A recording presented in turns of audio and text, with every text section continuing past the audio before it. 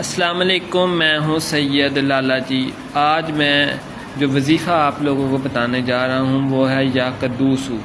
یا قدوسو کا ورد کرنے سے دل کو سکون ملتا ہے، انسان کے اندر پاکیزگی اور صفائی کا جذبہ پیدا ہوتا ہے، انسان ہر قسم کی برائیوں اور غلط خیالات سے دور رہتا ہے۔ اس کے علاوہ یہ بھی مددگار ہوتا ہے کہ انسان اپنی غلطیوں کا احساس ہو اور وہ زیادہ سے زیادہ تقویٰ کی طرف مائل ہو۔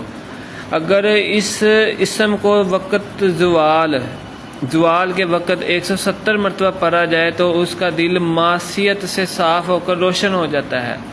اگر کوئی اسم صبوح کے ساتھ قدوسو کو بعد نماز جمعہ روٹی کے ٹکڑے پر لکھ کر کھائے گا تو اس کے اندر ملکوتی صفات پیدا ہو جائیں گی، یعنی اللہ سبحانہ تعالیٰ عز و جل کے جو ناموں کی صفات ہیں وہ اس کے اندر پیدا ہو جائیں گی۔ اگر کوئی دشمن کے خوف سے بھاگنے کے سوا اس کے پاس کوئی چارہ نہیں ہے تو وہ باکثرت اس اسم مبارک کا جو ہے نا وظیفہ کرے، ورد کرے۔ اس کے اور دشمنوں کے درمیان اسار پیدا ہو جائے گا یا ان کی نظروں سے وہ پوشیدہ ہو جائے گا۔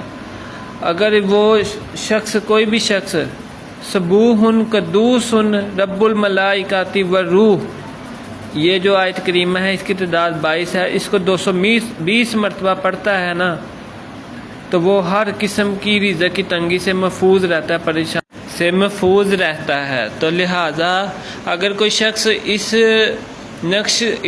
اسم مبارک کا جو نقش ہے جو کہ اسکرین پہ دکھائی دے رہا ہے، اس کا پرنٹ نکلوا کر اس نقش کو بنوا کے پہن لیتا ہے تو وہ بھی ہر طرح کی پریشانی سے محفوظ رہتا ہے۔